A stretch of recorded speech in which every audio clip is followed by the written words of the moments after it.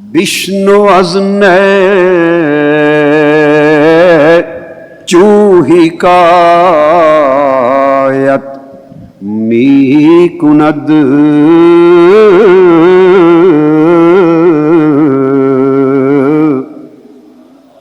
بشنو از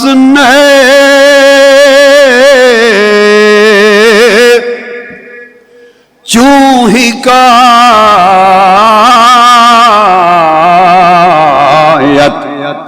می کند وز جدائی حاشکایت می کند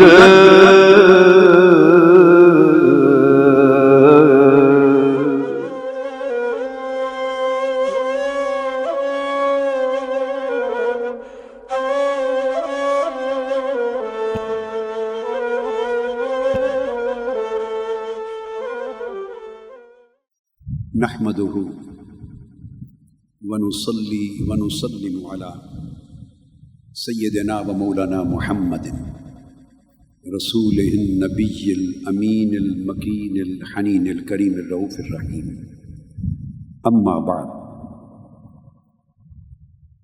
بسم الله الرحمن الرحيم آج مضمون عشق کے بیان کا چوتھا دن ہے۔ مثنوی مولانا روم سے مضمون عشق کا، رات تو 7ویں ہے مگر اس مضمون عشق کا چوتھا دن یا چوتھی رات ہے۔ میری جان اس میں ایسی پھنسی ہے کہ وہ آگے چل ہی نہیں رہی،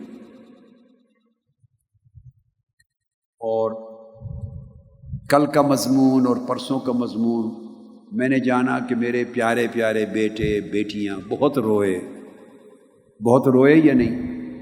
بتائیں، ہاتھ کھڑا کریں۔ بہت روئے، کئیوں کی ہچکیاں بند گئیں، کئیوں کا سانس گھٹ گیا، بہت روئے۔ تو میرے دل میں آیا اگر اس مضمون سے میرے بیٹے اور بیٹیوں کو اتنا زیادہ صدمہ، غم، دکھ، رونا آ رہا ہے تو چاہیں تو مضمون یہ بدل دوں آج؟ آپ بتائیں، ہاتھ کا چاہیں تو بدل دوں، یا یوں کرتے ہیں کہ آج رات اس مضمون کو کر لیتے ہیں بیان، کل سے جو باقی راتیں ہیں ان میں اس سے آگے کے مضامین شروع کریں گے انشاءاللہ۔ آج رات اس مضمون کو کوشش کرتے ہیں کہ مکمل ہو جائے۔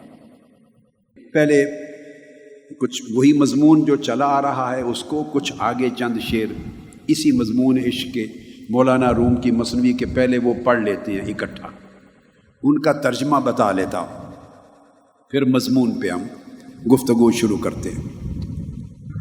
سبق دہرانے کے لیے پھر وہی شروع کروں گا۔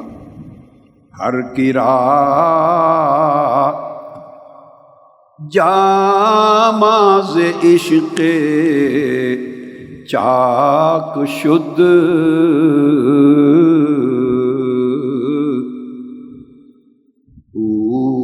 ظہر سو عیب کلی پاک شد،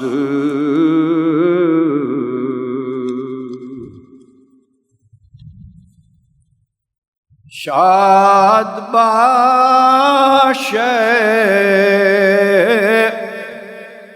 عشق خوش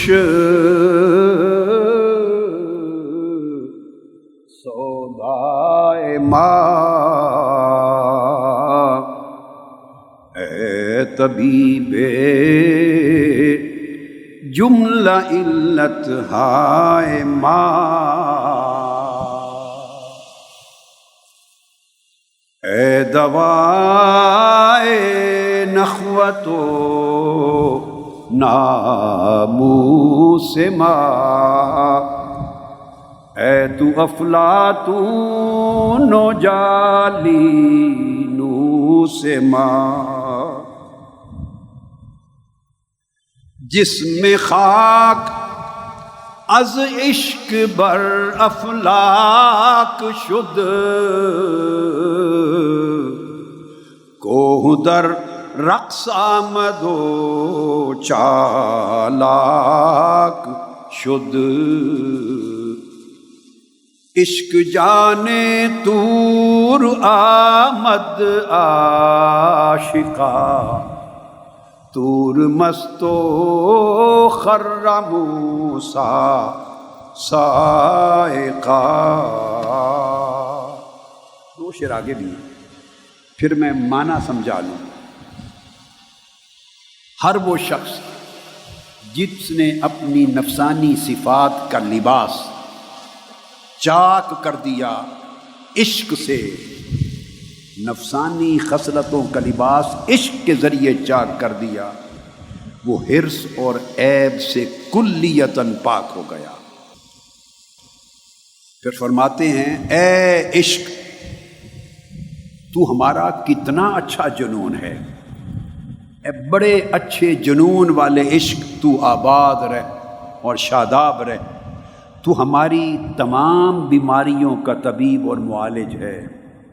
اور اے عشق تو ہماری زندگی میں عزت طلبی، جاہ طلبی، نخوت اور ناموس اور تکبر کا علاج تو ہے، دوا تو ہے، تو ہی ہمارا افلاطون ہے اور تو ہی ہمارا جعلی نوس ہے۔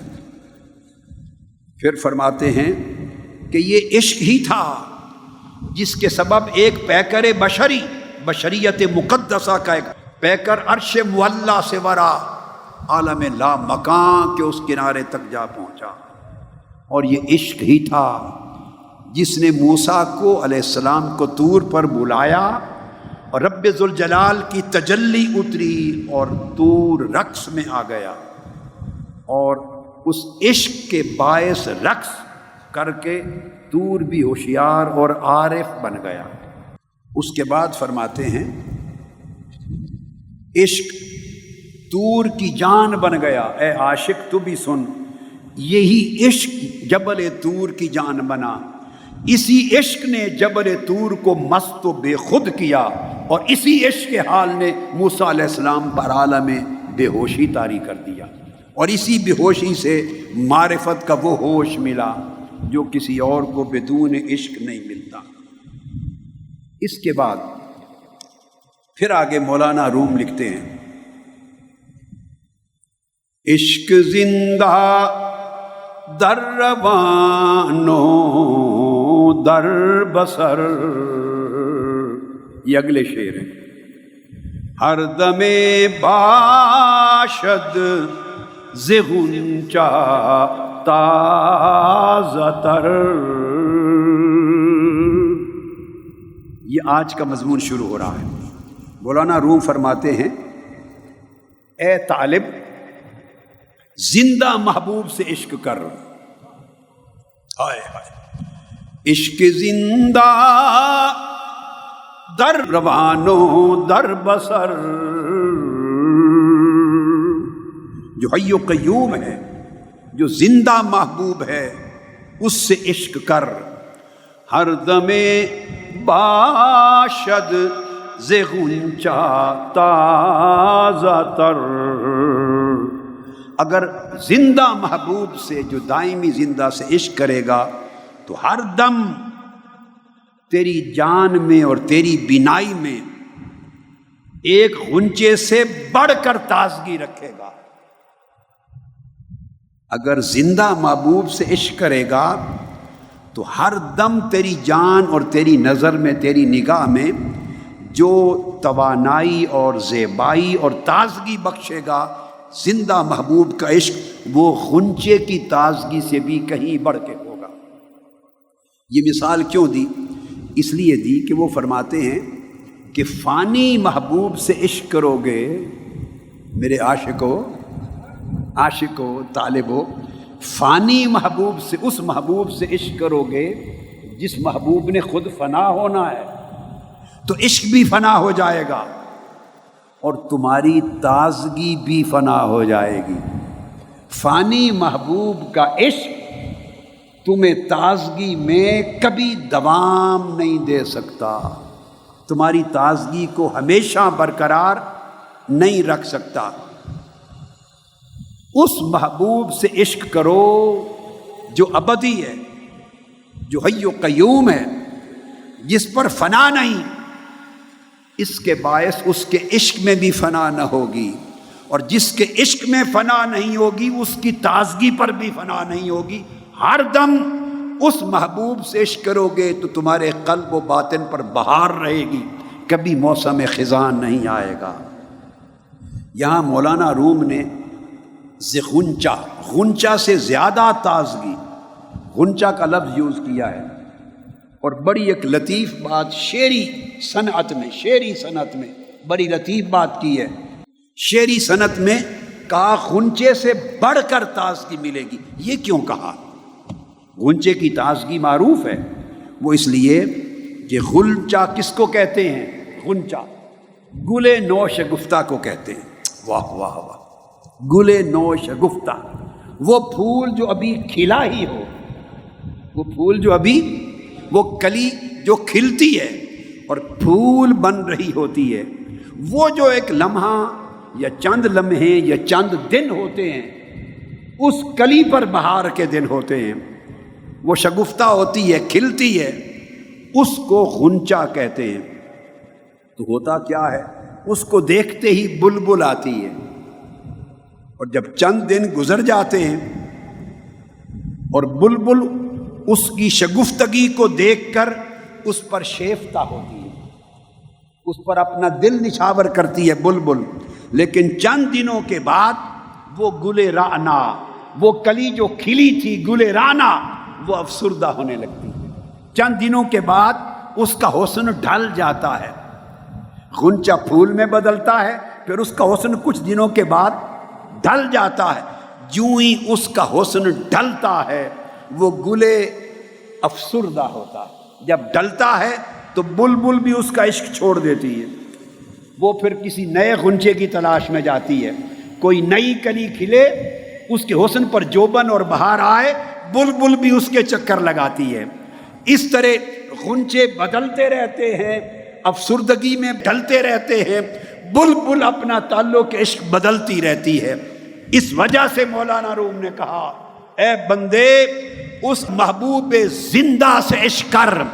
اگر اس زندہ محبوب سے عشق ہوگا تو اس پر کبھی خزاں نہیں آئے گی، اس کا حسن کبھی ڈھلے گا نہیں، اس کا حسن شگفتہ رہے گا، تازہ رہے گا۔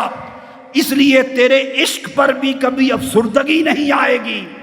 اس سے عشق کرے گا تو تجھ پر بہار رہے گی، ہمیشہ جوبن رہے گا۔ کسی اور سے عشق رکھے گا تو حسن پہ بھی بڑھاپا آئے گا، تیرے عشق پہ بھی بڑھاپا آئے گا۔ اس لیے کہ ہر دمے باشد ز غنچہ تازہ تر، ہر لمحہ تیرا عشق ہر غنچے سے بھی تازہ تر رہے گا۔ غنچے تو اپنی بہار کھوتے رہیں گے، مگر تیرا عشق ہمیشہ بہار پر جوبن پہ رہے گا۔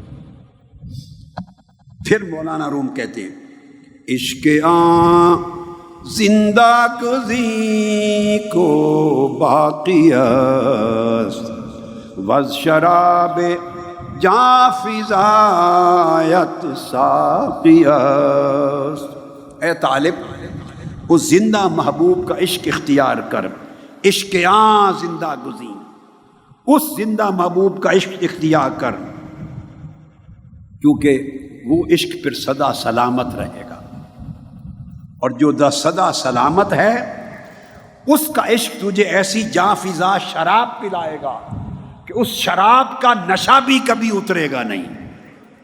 جو لوگ اس کے عشق کی شراب پیتے ہیں ان کا نشہ پھر اترتا ہی نہیں۔ مجھے بعضوں نے کہا کہ 2 دن کی اور کل کی باتیں سن کے دل پھٹا جا رہا، پھٹ رہا ہے، جیسے پھٹ جائے گا جگر اور دل، اور کیفیت اتنی اونچی چلی گئی ہے کہ پتہ نہیں کیا ہوگا۔ میں نے کہا یہ بیٹوں اور بیٹیوں کو سب کو بتا رہا ہوں، بیٹوں کوئی بات نہیں، کیفیت جہاں تک آپ پہنچیں گے وہ ہمیشہ نہیں رہتی، وہ سطح ہمیشہ بولیے نہیں رہتی، پھر اس نے نیچے آنا ہے۔ اگر انڈا بوائل کرنا ہو، گوشت ابالنا ہو، سالن پکانا ہو، چاول کوئی چیز پکانی ہو تو اس کو تھوڑی سی آنچ دیں، ہر چیز کچی رہ جاتی ہے۔ زیادہ آنچ دیتے ہیں اور دیر تک دیتے ہیں جتنی آگ جلاتے ہیں، جتنی آنچ دیتے ہیں، اتنا ابال آتا ہے۔ اور آپ کو معلوم ہے کئی بار اتنا ابال آتا ہے کہ پانی ابل کے باہر گرنے لگتا ہے۔ آپ محسوس کر رہے ہیں کہ اب تو پانی باہر ابل کے گرنے لگا ہے، کوئی فکر کی بات نہیں، طریقہ یہی ہے۔ ابال آتا ہے تو پانی گرنے لگتا ہے ابل کر، کوئی چیز پکائیں، بنائیں، ابالیں، گرنے لگتا ہے، مگر الٹیمیٹلی پھر آپ اس کو دم پہ رکھتے ہیں یا اس کا ڈھکنا اٹھاتے ہیں، اور کچھ دیر کے بعد وہ جو جوش ہے، ابال، وہ اس میں بیٹھنا ہے، اور بیٹھ کر زیادہ دیر ابال رہے گا، زیادہ دیر آنچ ہوگی، تو اس کے بعد جب وہ نیچے بیٹھے گا، جمے گا، تو چیز جو بھی تھی وہ پک چکی ہوگی، ورنہ کچی رہ جائے گی۔ اس لیے آنچ زیادہ دے رہا ہوں، مجھے پتہ ہے کہ یہاں نہیں رہنا، اس نے یہاں آنا ہے۔ اتنا تھوڑی آنچ نہ ہو کہ نیچے آئے تو ہر چیز کچی رہ جائے، میں کہتا ہوں کہ پک کر جائیں، پک کر، کچے نہ جائیں۔ اب آپ کو سمجھے ہیں نا؟ ابھی آپ کو آنچ دے رہا ہوں، ابالا آ رہا ہے، پھر دم پہ رکھیں گے، دم کے بعد آپ پک جائیں گے، نیچے آئے گا ابال، جاگ نیچے آئے گی، مگر پکیں گے۔ آنچ تھوڑی دی تو کچے رہ جائیں گے۔ وہ کہتے ہیں کہ وَالشَّرَابِ جَاں فِضَایَتْ سَاقِیَتْ، اس سدا سلامت رہنے والے محبوب سے عشق کر، وہ تجھے ایسی شراب پلائے گا اور شراب کا ایسا نشہ دے گا کہ وہ نشہ کبھی اترے گا نہیں۔ وہ تجھ کو شراب عشق پلانے والا ہے محبوب۔ عشق آن بگزیں کے جملہ انبیاء، یافتند از عشق او کارو کیا۔ اس ذات کا، یہ مولانا روم پھر کہہ رہے، اس ذات کا عشق اختیار کرو جس کے عشق سے تمام انبیاء بھی معزز ہوئے، تمام انبیاء بھی مکرم ہوئے اور انہیں درجہ بلند کیا۔ اور یوں نہ سوچو تو مگو مارا بداں شہبار نیست، بر کریمہ کار ما دشوار نیست۔ اے بندے یوں کبھی نہ سوچ مایوس ہو کر کہ اس بادشاہ تک اور اس حسین تک اور اس محبوب حقیقی کے عشق تک ہماری رسائی کہاں، وہ کہاں اور ہم کہاں، ہم تو گنہگار بندے ہیں، ہم تو گنہگار لوگ ہیں، اس تک ہماری رسائی کہاں، اس کا عشق ہمیں کیسے نصیب ہو۔ فرماتے ہیں ایسا کبھی نہ سوچ، ایسا نہ سوچ، یہ مایوسی ہے۔ وہ کریم ہے، آپ کی رسائی ہے یا نہیں؟ اس کی رسائی تو ہے نا، آپ کی رسائی ہے یا نہیں؟ اپنی رسائی پہ نگاہ نہ رکھو، اپنی رسائی کو تو مٹا دینا ہے، مٹا دینا ہے، اپنی رسائی کا نہ سوچو۔ اس کی رسائی سے تو کوئی شے باہر نہیں، وہ کریم ہے، اور ایسے بڑے بڑے کام اس کے لیے دشوار نہیں ہوتے۔ جسے چاہے کوئی طالب ہو صدق کے دل سے اس کے میخانے میں جائے، تڑپ رکھے، جسے چاہے اپنے عشق اور معرفت کا جام پلا دے، مایوسی نہ رکھو۔ یہ بنیادی سبق دیتے ہیں۔ اب جس نے بھی اس سبق کو باندھا اپنے پلے، جس نے بھی اس سبق کو پلے باندھا، وہ سرخ روح ہوا، اور رب کائنات نے اس کو کبھی مایوس نہیں کیا۔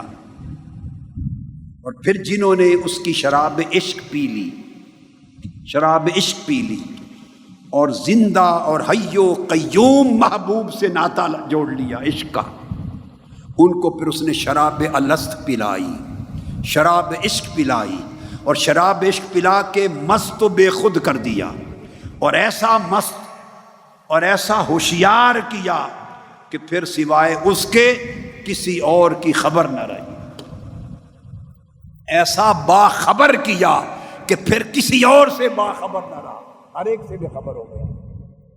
حضرت رابعہ بصری بیمار ہوتی، خبر پہنچتی ہے ایک عاشق کی بیماری کی دوسرے عاشق کو، امام حسن بصری کو، وہ عیادت کے لیے تشریف لے جاتے ہیں۔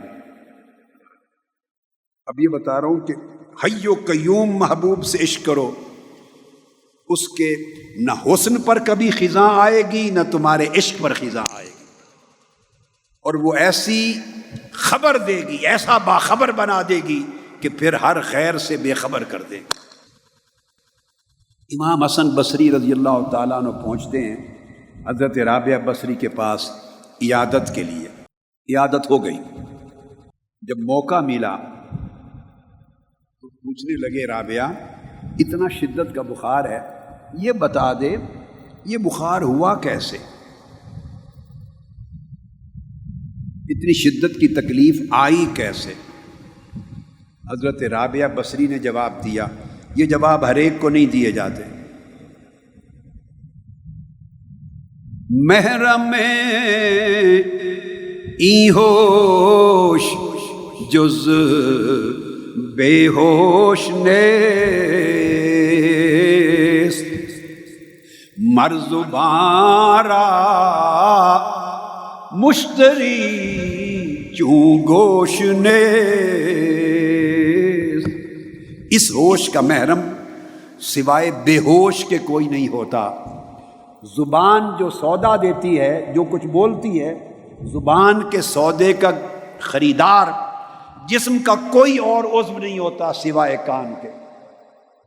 زبان جو بولتی ہے، سودا دیتی ہے، نہ زبان کا سودے کا خریدار آنکھ ہے، نہ زبان ہے، نہ ناک، نہ ہاتھ۔ زبان کے سودے کا خریدار کان ہے، تو سودے کے حساب سے خریدار بھی ہوتا ہے۔ تو یہ بات ہر ایک سے نہیں ہوتی۔ پوچھا اصل راز بتا، یہ بخار ہوا کیسے؟ حضرت رابعہ بصری رضی اللہ تعالیٰ عنہ نے، وہ عاشقہ، انہوں نے جواب دیا کہ میں قرآن مجید کی تلاوت کر رہی تھی، اور دوران تلاوت جنت کے ذکر پر مبنی آیات آ گئی۔ اس میں جنت کی حسین بہاروں کا ذکر تھا، جنت کے گل و گلزاروں کا ذکر تھا، جنت کی نہروں اور نظاروں کا ذکر تھا۔ میں ان میں گم ہو گئی، ایسی گم ہوئی کہ ایک طلب پیدا ہوئی مجھے، میرا دل کھنچ گیا ان جنت کے نظاروں کو دیکھنے اور وہاں تک پہنچنے کی ایک تڑپ پیدا ہو گئی۔ بس یہ کیفیت آنے کی دیر تھی، ایک جھڑکی آئی اوپر سے، تنبیہ جھڑکی آئی اور آواز آئی عالم غیب سے، رابعہ عشق کا دعویٰ ہم سے اور تڑپ جنت کے لیے، دعویٰ ہمارے عشق کا اور طلب و تڑپ جنت کی۔ اس کے عشق والوں کے لیے جنت کے مقامات بھی خیر ہو جاتے ہیں۔ یہ تو بیتا حضرت رابعہ بصری سے۔ امام عبداللہ الیافعی رضی اللہ تعالیٰ عنہ بہت بڑے اکابر اولیاء عرفاء اور محدثین میں سے ہوئے ہیں، عارفوں میں سے۔ وہ اپنی کتاب روض الریاحین میں لکھتے ہیں، بیان کرتے ہیں کہ ایک عارف تھا اور ایک عاشق تھا۔ وہ خود اپنا حال بیان کرتا ہے۔ ان کو 40 حوریں دکھائی گئیں۔ وہ فرماتے ہیں کہ میں نے دیکھا وہ سونے چاندی کا جیسے کام ہوتا ہے نا، شادیوں کے لباس بنتے ہیں، سونے چاندی کے کام کے لباس سے آراستہ مزین ہو کر اڑ رہی تھی۔ میں نے ان کو اس آراستگی میں دیکھا اور میری نگاہ ان پر جم گئی، نگاہ جم گئی، میں تکتا رہا۔ بس حوروں کو تکنے میں جو لگا، 40 دن مجھے سزا ملی، میرے قلب پر مولا نے حجاب طاری کر دیا۔ اس نے کہا حوروں کے حسن میں کھو جانے والے ہر وقت جو ہمارے جلوہ حسن کے مشاہدے میں غرق رہتا تھا، 40 دن تک حجاب غفلت ڈال دیا، اور قربت اور مناجات کی لذت جاتی رہی۔ اٹھتا تھا، دعائیں کرتا، مناجات کرتا، رونے کی کوشش کرتا، آنکھوں سے گریا چھین لیا گیا، دل سے تڑپنا چھین لیا گیا، مناجات کی لذت چھین لی گئی۔ عشق کبھی شرک کو گوارا نہیں کرتا۔ 40 دن جب یہ سزا بھگت لی، اس کے بعد پھر امتحان لیا، فیصلہ کرنے کے لیے کہ اب بحال کیا جائے رابطہ یا نہیں۔ 40 روز کے بعد پھر اس کو بیٹھے 80 حوریں دکھائی گئیں، ان پہلی حوروں سے زیادہ سج دج کے ساتھ اور حسن و جمال کے ساتھ 80 حوریں۔ جو ہی 80 حوریں سامنے آئیں، اس عاشق کے حق نے آنکھیں بھینچ لی، بند کر لی اور سجدے میں گر گیا۔ کہا مولا میرا امتحان نہ لے، مجھے اب کوئی حسن نہیں چاہیے، سوائے تیرے حسن سے کوئی شے تکنا نہیں چاہتا۔ ان کی حلاوت بحال ہو گئی، ان کی حلاوت و لذت بحال ہو گئی۔ حضرت عبد الواحد بن زید بیان کرتے ہیں، یہ حضرت عبد الواحد بن زید اصحاب امام حسن بصری میں سے ہیں۔ سیدنا امام حسن البصری کے جو تلامذہ تھے اور شاگرد تھے اور ان کے جو رفقات تھے اور اصحاب تھے، ان کی مجلس میں بیٹھ کے سیکھنے والے پڑھنے والے، ان میں سے بڑا اعلیٰ مقام ہے، بلکہ چوٹی کے 8 افراد میں سے ایک۔ وہ حضرت عبد الواحد بن زید فرماتے ہیں کہ میں نے ایک مرتبہ 3 راتیں مسلسل اللہ کے حضور ایک سوال کیا۔ جب نماز پڑھتا، نفل پڑھتا، مصلی پہ ہوتا تنہائی میں، تو 3 راتیں مسلسل ایک سوال کیا، ایک ہی سوال۔ وہ سوال کیا تھا؟ میں نے عرض کیا باری تعالیٰ، جنت میں جس کو تو نے میرا ساتھی بنایا ہے، جنت میں جس کو تو نے میری رفاقت اور میری سنگت اور ساتھ دیا ہے، مجھے وہ دنیا میں دکھا دے، دکھا دے وہ کون ہے جس کے ساتھ جنت میں میری سنگت رکھی ہے۔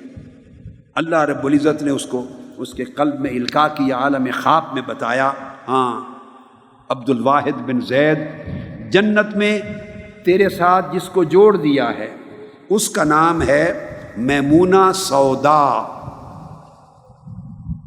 اس خاتون کا نام ہے میمونہ سودا کے لقب سے معروف ہے۔ اب یہ خواب میں باری تعالیٰ ارشاد فرماتے ہیں، اس کو زیارت ہو رہی ہے۔ باری تعالیٰ وہ کہاں کی ہے؟ فرمایا کوفہ سے ہے، فلاں قبیلے سے ہے، اس کا پتہ کیا ہے؟ فلاں کوچے میں۔ صبح حضرت عبد الواحد بن زید اٹھے، شوق ہوا کہ جا کے میں اس کو دیکھوں جو جنت میں میرا مقدر بنا دی گئی۔ کوفہ جا پہنچے، کوفے میں جا کے لوگوں سے پوچھا، انہوں نے کہا اس نام کی خاتون ہے، مگر اے حضرت عبد الواحد وہ تو دیوانی ہے۔ ہائے ہائے ہائے، وہ تو دیوانی ہے، آپ کہاں سے چلے؟ بصرہ سے، اس کو کیوں پوچھتے ہیں اور کیا لینا اس سے؟ اس نے کہا وہ دیوانی ضرور صحیح، وہ کرتی کیا ہے؟ لوگوں نے کہا وہ جنگلوں میں رہتی ہے، بکریاں چراتی ہے، بکریاں چراتی ہے، اور جب ذوق میں آتی ہے تو عشق کے شعر پڑھتی۔ عطا پتہ لیا کس جنگل میں؟ بتایا فلاں جنگل میں۔ حضرت عبد الواحد بن زید وہاں پہنچ گئے، دیکھا نماز کا وقت تھا، وہ نماز پڑھ رہی ہے، حضرت میمونہ سودا نماز پڑھ رہی ہیں، ان کے سامنے ایک لاٹھی گاڑی ہوئی ہے تاکہ کسی نے گزرنا ہو تو گاڑی رہے، اور ایک اون کا کپڑا ہے، چادر زیب تن کی ہوئی ہے، اور اس کے کپڑے پہ لکھا ہے کہ یہ باندھی ہے مولا کی، مگر ایسی باندھی ہے نہ بیچی جا سکتی ہے نہ خریدی جا سکتی۔ کپڑے پہ لکھا ہوا یہ ایسی باندھی ہے، نہ بیچی جا سکتی ہے نہ خریدی جا سکتی ہے۔ حضرت عبد الواحد بن زید نے دوسری بات بڑی عجیب دیکھی، وہ نماز پڑھ رہی ہے اور ساتھ ہی بھیڑیے اور بکریاں اکٹھے کھیل کود کر رہے ہیں اور اکٹھے چر رہے ہیں، اور بھیڑیے نہ بکریوں پر حملہ کرتے ہیں نہ کھاتے ہیں، نہ انہیں کوئی وحشت ہوتی ہے۔ یہ منظر دیکھ کر حیرت زدہ رہ گئے۔ جب نماز سے فارغ ہوئی، سلام کیا، آ کے بیٹھے ان کے پاس، تو میمونہ سودا نے کہا عبد الواحد بن زید چلے جائیے، ابھی ملاقات کا وعدہ نہیں آیا۔ وہ رات خواب میں اللہ رب العزت کی طرف سے پیغام لے کے آیا، یہ جنت کی رفیقہ ہے۔ وہ کہنے لگی آپ چلے جائیں، ابھی ہمارے اکٹھے بیٹھنے رہنے کا وقت نہیں آیا، وہ وعدے کا دن آئے گا تو آ جانا۔ انہوں نے کہا میں جاتا ہوں، کوئی نصیحت کر دیں مجھے، نصیحت۔ اس نے کہا نصیحت یہ ہے کہ بندہ جب دنیا کی طلب اور محبت میں ہی لگا رہتا ہے، دنیا کی طلب و محبت میں ہی لگا رہتا ہے، تو اللہ تعالیٰ اس سے اپنی خلوت کی محبت اور لگن چھین لیتا ہے، اور قرب کو دوری سے بدل دیتا ہے، اور اس کی بجائے وحشت اور طبیعت کی بیگانگی، اللہ کے قرب اور محبت کے ساتھ طبیعت کی بیگانگی اس کے دل میں طاری کر دیتا ہے۔ پھر اس نے اپنے ذوق میں مستی میں کچھ شعر پڑھ دیے۔ حضرت عبد الواحد بن زید نے کہا اے اللہ کی عاشق بندی، مجھے جاتے جاتے اتنی بات بتا دیں کہ یہ قصہ کیا ہے، بھیڑیے تیری بکریوں کے ساتھ کھیل رہے ہیں، نہ بکریاں ان سے ڈرتی ہیں نہ وہ ان پہ جھپٹتے ہیں، یہ ماجرا کیا ہے؟ اس نے کہا اس کے علاوہ کچھ نہیں پوچھو گے؟ اس نے کہا نہیں۔ انہوں نے کہا سن لو، جب سے میں نے مولا سے صلح کر لی ہے، جب سے میں نے مولا سے صلح کر لی ہے، تب سے بھیڑیوں نے میری بکریوں کے ساتھ صلح کر لی ہے۔ جب میں مولا کے ساتھ موافقت کے رشتے میں آ گئی ہوں، تب سے بھیڑیے میری بکریوں کے ساتھ موافقت اور یگانت کے رشتے میں آ گئے ہیں۔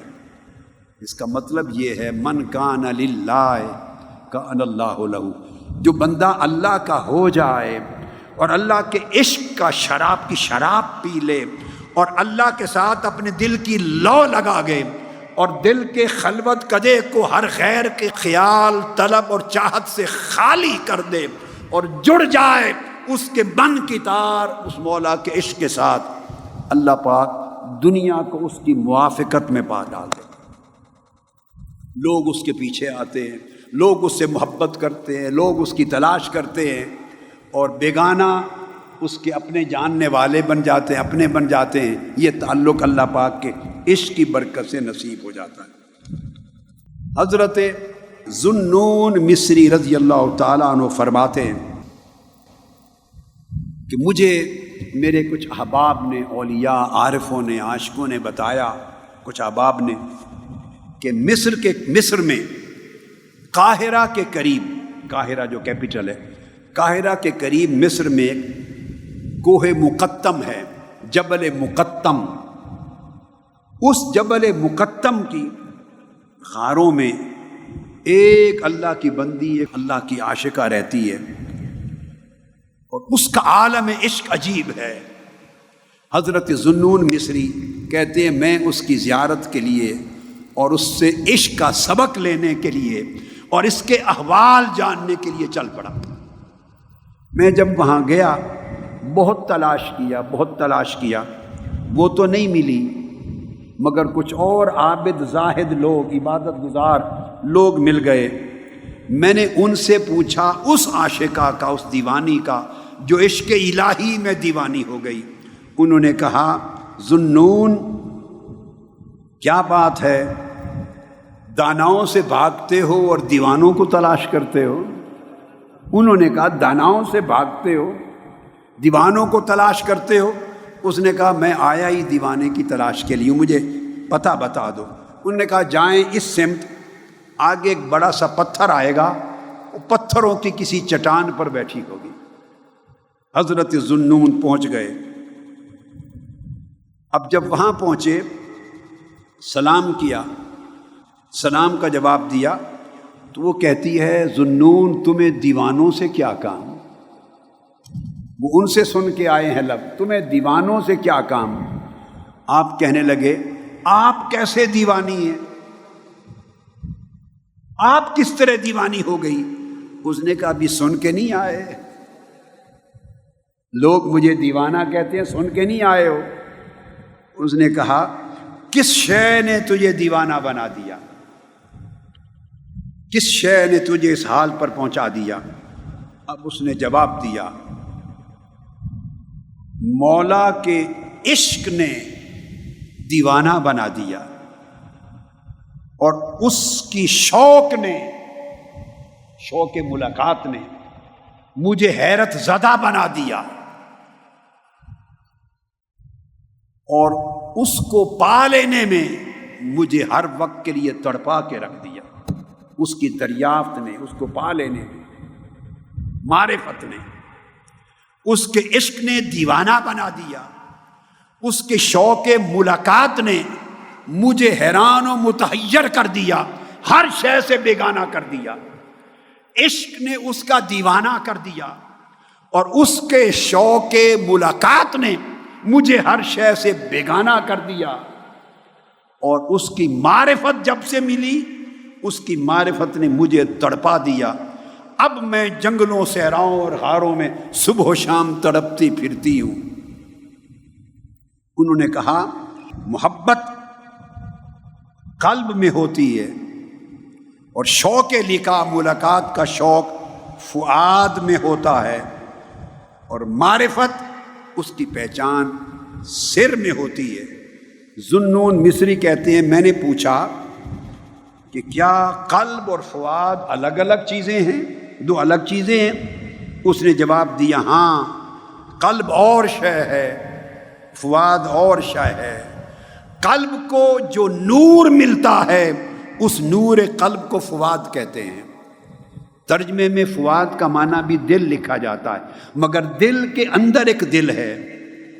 عاشقو، یہ دل تو ایک لوتھڑا ہے، ایک گوشت کا عضو ہے، اس کا کام تو خون کو لینا اور پمپ کر کے خون کو بھیجنا، خون کو لینا، پمپ کرنا، پھر خون کو پھیپھڑوں کی طرف آکسیجن کے ساتھ ستھرا کرنا، پھر پمپ کر کے خون کو جسم میں، یہ تو خون کا پمپ ہے، یہ تو جسم کی جسمانی زندگی کو رواں دواں رکھنے کا ایک عضو ہے۔ مگر اس دل کی آنکھیں کہاں، اس دل کا شعور کہاں، اس دل کی معرفت کہاں؟ اس دل کے اندر ایک دل ہے جو نظر نہیں آتا، اس کو فؤاد کہتے ہیں۔ اگر اس دل کو نور مل جائے تو اس نور قلب کا نام فؤاد ہے۔ اور فرمایا، اس فؤاد کو جب وہ فؤاد سے بندہ نور ملتا ہے، قلب سے، دل سے محبت کرتا ہے، اور فؤاد اس نور قلب کی وجہ سے محبوب کی طرف پرواز کرتا ہے، اور جب مقام سر پر پہنچتا ہے تو سر پردہ اٹھا کے اس کو پا لیتا ہے، پردہ اٹھا کے اسے پا لیتا ہے۔ تو یہ ایک سفر ہے، یہ سفر نفس سے شروع ہوتا ہے۔ نفس درجہ بدرجہ اس کا حال بدلتا چلا جاتا ہے، نفس کے احوال قلب کو بدلتے ہیں، قلب کا حال فؤاد کو بدلتا ہے، فؤاد کا حال سر کو بدلتا ہے، سر کا حال پھر آگے سر و سر کو بدلتا ہے، وہ بندے کے خفی اور باطن کو بدلتا ہے، وہ بندے کے پھر اخفا کو بدلتا ہے۔ قربتیں بڑھتی چلی جاتی ہیں، حجابات اٹھتے چلے جاتے ہیں، ادھر سے بندہ دنیا سے بے خود ہوتا چلا جاتا ہے، ادھر سے معرفت کے ذریعے بندہ باخبر ہوتا چلا جاتا ہے، اور اس کے باخبر ہونے سے وہ لذت اور سرور ملتا ہے کہ وہ سرور دنیا کی کسی اور شے میں عاشق کے لیے نہیں رہ جاتا۔ ذوالنون مصری کہتے ہیں، اس کے بعد میں نے پوچھا کہ یہ جو بات آپ نے کی، اس کا ثبوت آپ کی زندگی میں کیسے ملے کہ آپ کا قلب، آپ کا فؤاد، آپ کا سر، آپ کا باطن قربت اور عشق الہی کی وجہ سے قربت کے اس مقام پہ پہنچا یا نہیں جو آپ کہہ رہی ہے تڑپا دیا؟ کیسے؟ اس نے رو کے ایک شعر پڑھا، اور شعر پڑھ کے چیخ ماری۔ میں اس کے قریب گیا تو اس کی روح قفس انصری سے پرواز کر گئی تھی۔ میں لبکا کے کیا کروں؟ اب میں عورت ہے، کفن دفن کہاں سے کروں؟ اور آگے قدم بڑھایا تو میری آنکھوں کے سامنے غائب ہو گئی تھی۔ عالم قدس اسے لے گئے، عالم غیب نے اسے اپنے ہاں اٹھا لیا۔ میں نے کچھ چناؤ کیا ہے آج، چونکہ بیٹیاں اور بہنیں بھی بیٹھی ہیں، وہ یہ نہ سمجھیں کہ صرف مرد ہی عاشقان الہی ہوتے ہیں اور مرد ہی عارفان الہی ہوتے ہیں۔ نہیں، تاریخ میں بڑی بڑی عاشق اور عارف عورتیں بھی گزری ہیں، اس میں نہ مرد اور عورت کا کوئی فرق نہیں، جس نے پا لیا محبوب کو وہی مرد ہے، جس نے عشق کا سفر کامیابی سے طے کر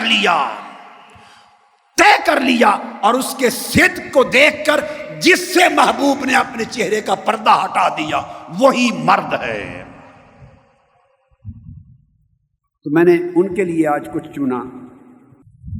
حضرت عطا بیان کرتے ہیں کہ میں مکہ معظمہ میں آیا اور بازار گیا، ایک عاشقہ مجنو وہ بھی باندھی، اس کو فروخت کیا جا رہا تھا، اور اس کے مالک نے کہا کہ 7 دینار اس کی قیمت ہے، جو خریدنا چاہے خرید لے۔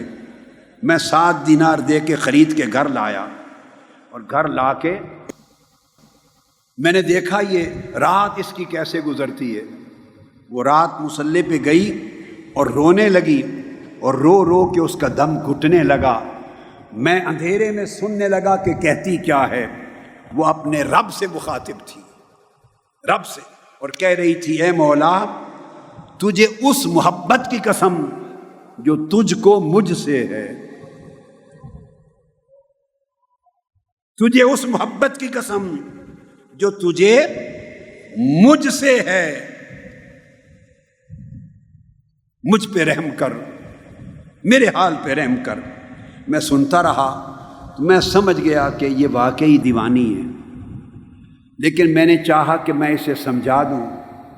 میں اس کے قریب جا کے کہا کہ باندی تو اپنا عمل کر، مگر ذرا جملے بدل لے، وہ رب ہے تو بندی ہے، یوں نہ کہہ کہ اس محبت کی قسم جو تجھے مجھ سے ہے، بلکہ یوں کہہ کہ اس محبت کی قسم جو مجھے تجھ سے ہے۔ بولیں اس محبت کی قسم جو مجھے مولا تجھ سے ہے، یوں کہہ۔ وہ ہنس پڑی، اس نے کہا یہ عاشقوں کی بولی ہے، تمہیں کیا معلوم، یہ عاشقوں کی زبان ہے، تمہیں کیا معلوم۔ اس نے کہا کیا بات، اس میں راز کیا ہے؟ اس نے کہا اگر اس کو مجھ سے محبت نہ ہوتی، اگر اس کو مجھ سے محبت نہ ہوتی تو تجھے سلاتا کیوں اور مجھے جگاتا کیوں؟ یہ جو پوری رات سے تجھے سلا رکھا ہے اور مجھے جگا رکھا ہے، یہ مصلی کیا ہوتا ہے؟ یہ محبوب کے گھر کی دہلیز ہوتی ہے، یہ جو اپنی دہلیز پہ کھڑا کر رکھا ہے اور مجھے اذن اور اجازت دی ہے کہ میں اس سے باتیں کروں، میں اس کو پکاروں، اس سے باتیں کروں، اور اجازت دی ہے کہ اسے یاد کروں۔ یہ اس کو مجھ سے محبت ہے تو مجھے جگا رکھا ہے۔ محبوب کو جگاتے ہیں تاکہ ان کی باتیں سنیں۔ میں جو رو رہی ہوں اور تم آرام سے ہنس رہے ہو، وہ اس لیے اس کو تجھ سے محبت ہوتی تو تمہیں رلاتا۔ مجھ سے محبت ہے، میرا رونا سنتا ہے۔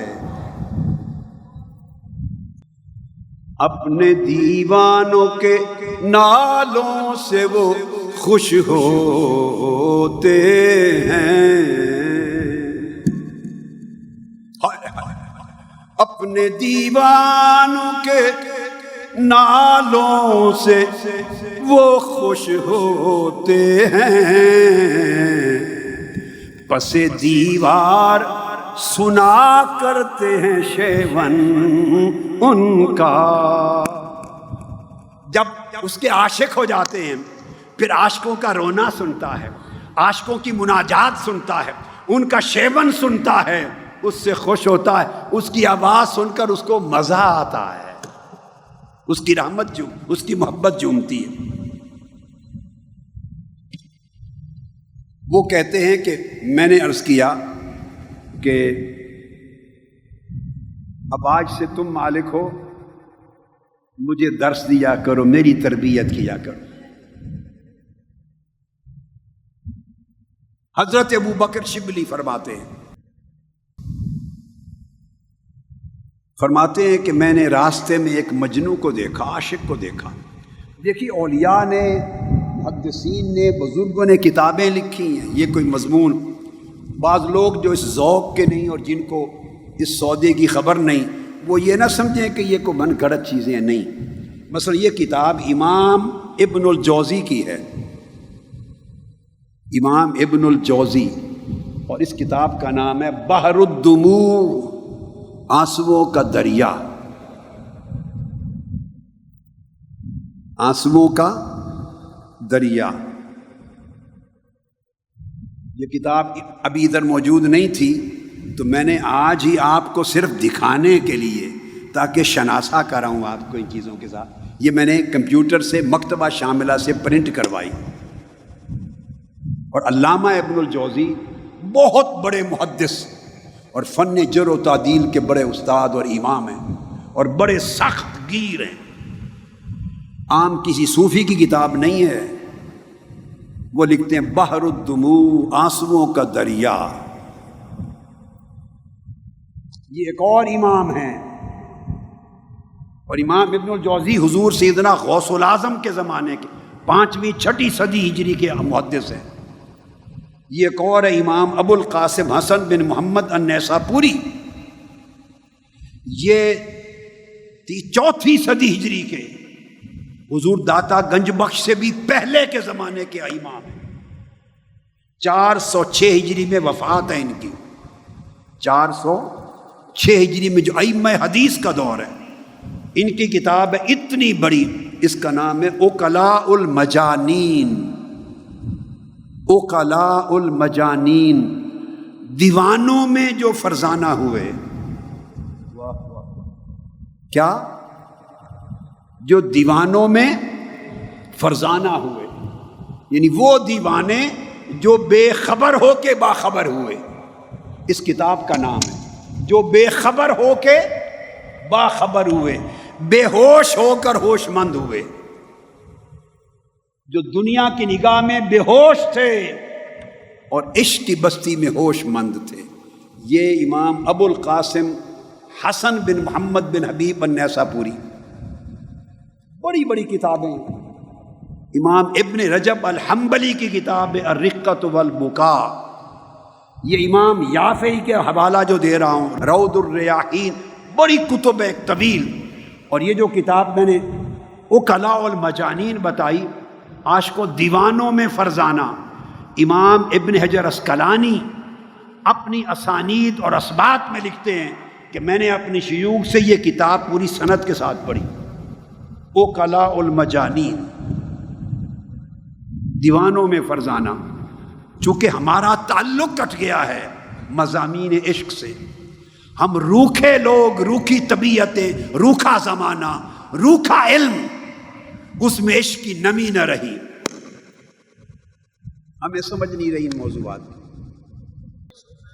نہ وہ عشق میں رہی گرمیاں، نہ وہ حسن میں رہی شوخیاں، نہ وہ عشق میں رہی گرمیاں، نہ وہ حسن میں رہی شوخیاں، نہ وہ غزنوی میں تڑپ رہی، نہ وہ خم ہے زلف ایاز میں، نہ وہ غزنوی کی تڑپ رہی، نہ زلف ایاز کا خم رہا، نہ وہ میکدے رہے، نہ وہ جام رہے، نہ پلانے والے رہے نہ پینے والے رہے، نہ عشق بازار رہے نہ عشق سودے رہے۔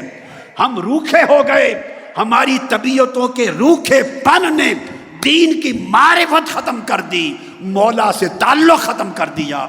ہم فتوے لگانے والے بن گئے، نفرتوں کے بیج بونے والے بن گئے۔ ارے محبت ان طبیعتوں سے اگے گی جن طبیعتوں میں عشق اور محبت کا بیج ہوگا، عشق ہوگا۔ اس لیے یہ اس زمانے کے عاشق تھے۔ یہ جتنا بیان کر رہا ہوں یہ تابعین اور اتباع التابعین کا زمانہ ہے، یہ ہندوستان کا دور نہیں ہے کہ کوئی کہے کہ بعد کے زمانوں کے صوفیاء عاشق لوگ تھے، نہیں، یہ تابعین کا دور ہے، اتباع التابعین کا ہے، سلف صالحین کا دور ہے۔ اور لکھنے والے یہ احوال محدثین ہیں، ائمہ ہیں، محقق ہیں، جن سے حدیث کی سند لیتے ہیں، وہ لوگ ہیں۔ ہم نے ان کو اٹھا کے دین سے باہر کر دیا۔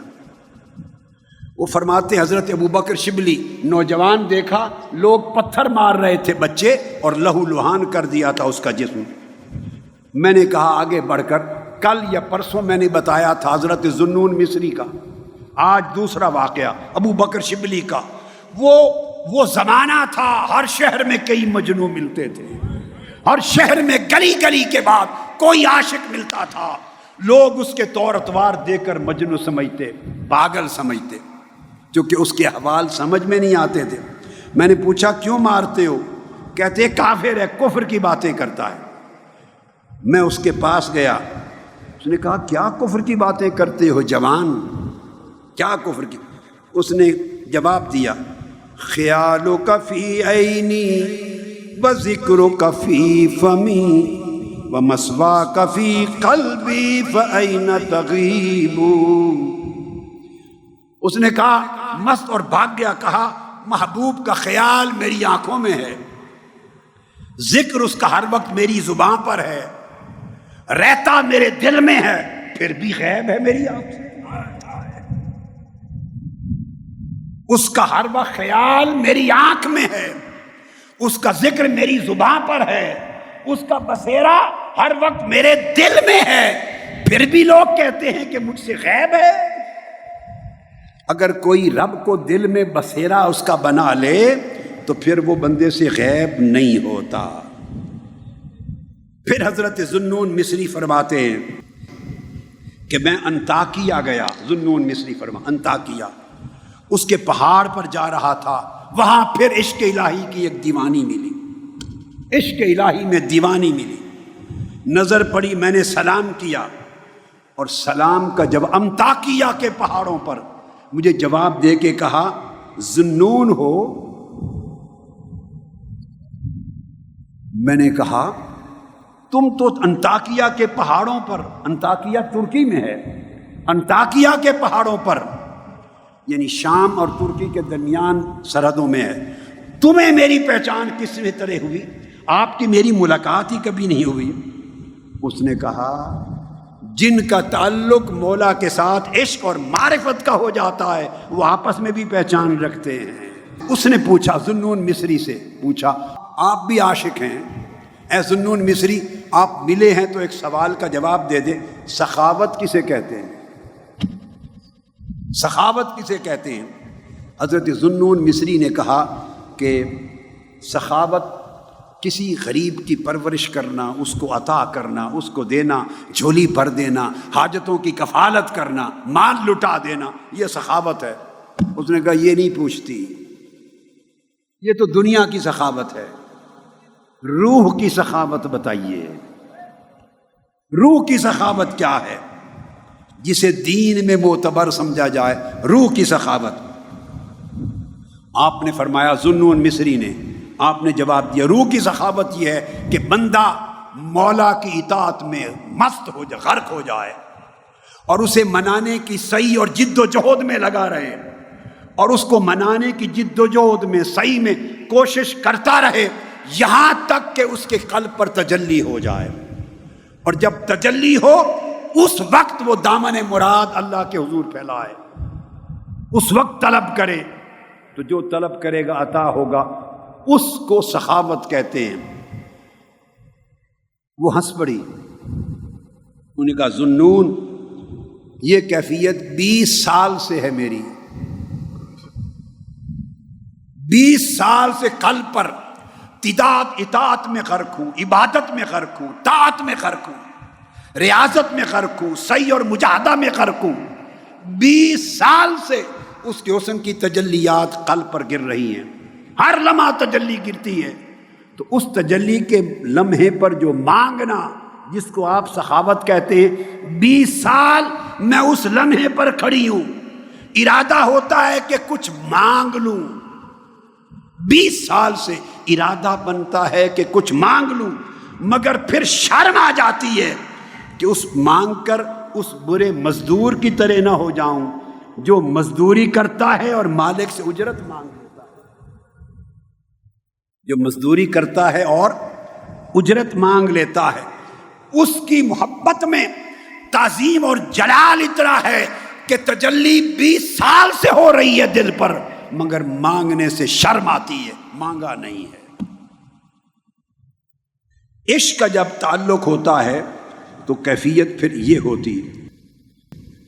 حضرت ابو القاسم جنید بغدادی فرماتے ہیں، حضرت جنید بغدادی فرماتے ہیں کہ میں حج کے لیے گیا، مکہ معظمہ میں مقیم تھا، اور رات کی تنہائی میں اندھیرے کے وقت تنہا کعبے کا طواف کرنے کے لیے نکلتا تھا، پڑوس میں کعبے کی مجاورت میں رہتا، اور عادت تھی کہ رات کی تنہائی میں طواف کرتا۔ فرماتے ہیں ایک رات جب خوب تاریکی طاری ہو گئی، اچانک ایک عارفہ عاشقہ کی آواز گونجی، دوران طواف گنگنا رہی تھی ایک عاشق، ایک عارفہ گنگناتی۔ میں غور سے سنا، وہ کہہ رہی تھی ابل حب ان یخفا وکم قد کتمتہ فاصبح عندی قد اناخ وتنبا اذا اشتد شوقی حام قلبی بذکرہ وان رنت قربا من حبیبی تقربا ویبدو فافنا ثم احیا بہ لہ ویسعدنی حتی الذ واطربا۔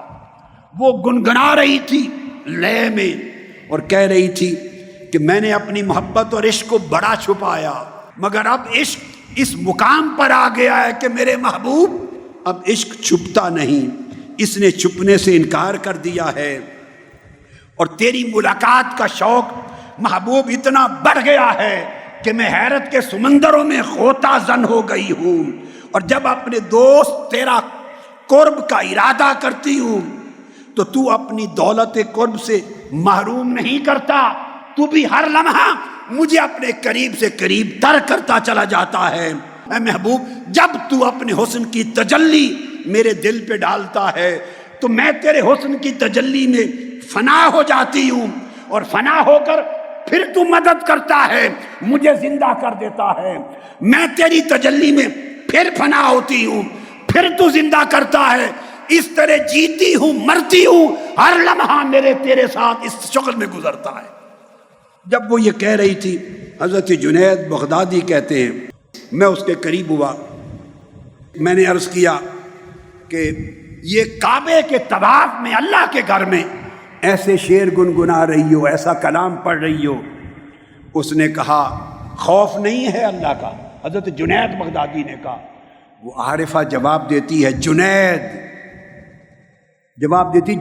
بغدادی، خوف نہ ہوتا تو وطن چھوڑ کے یوں بے وطن نہ ہوتی، اور اس کے عشق میں ہجرت کر کے اس طرح دیسوں میں بھاگی نہ پھرتی۔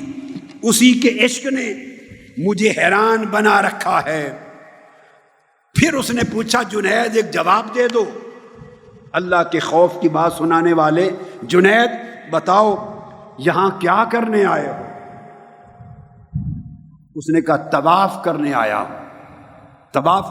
ہوں۔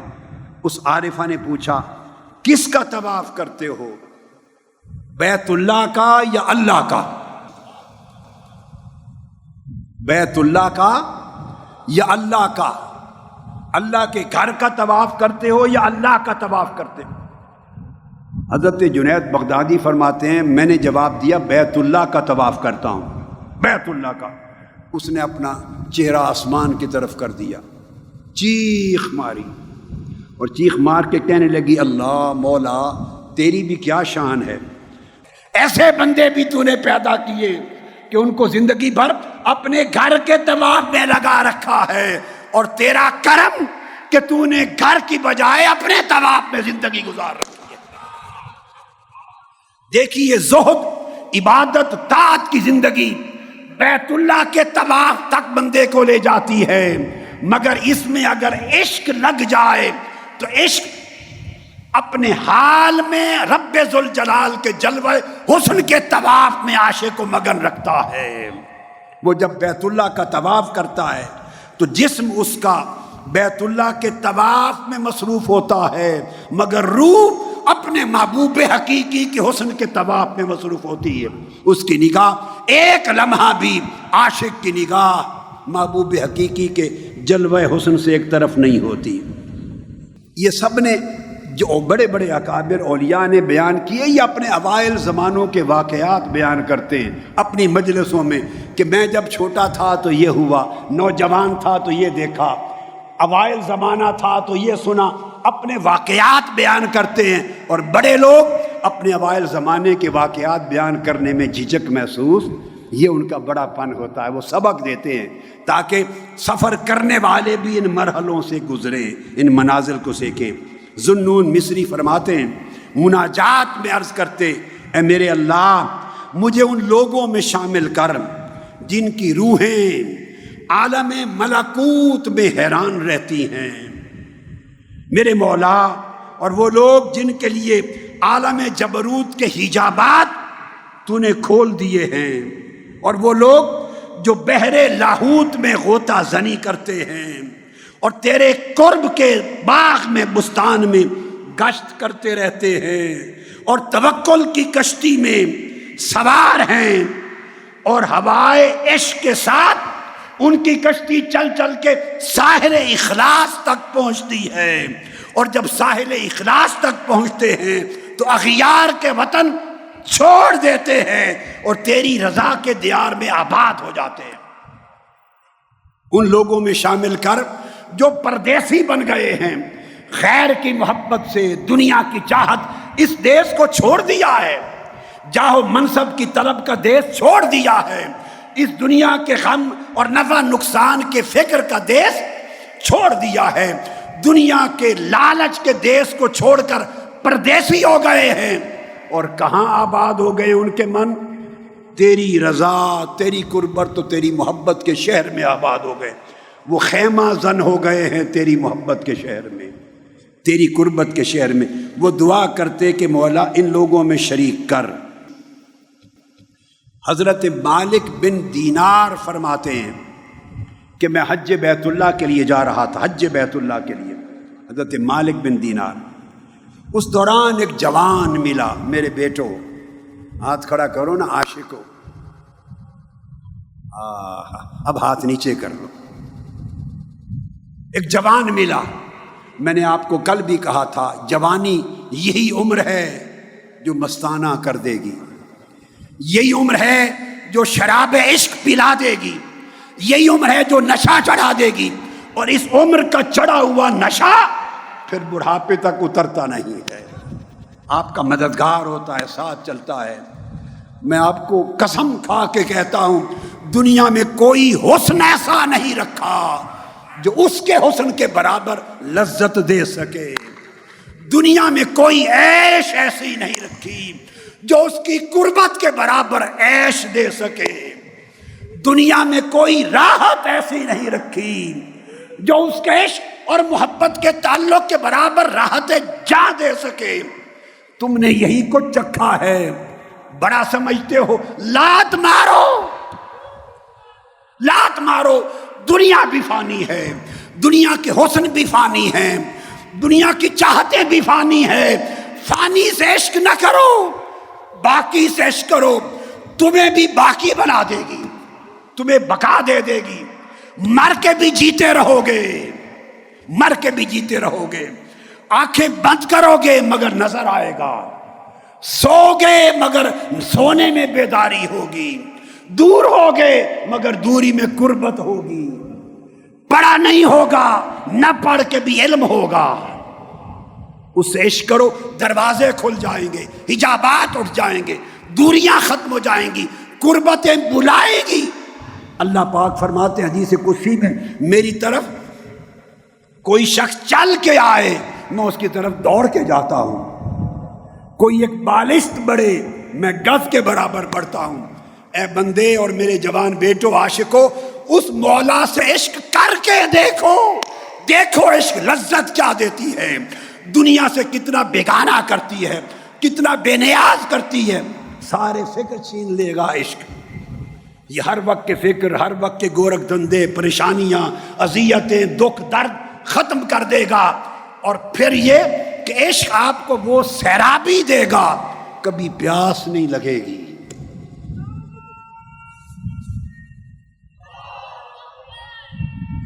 فرماتے ہیں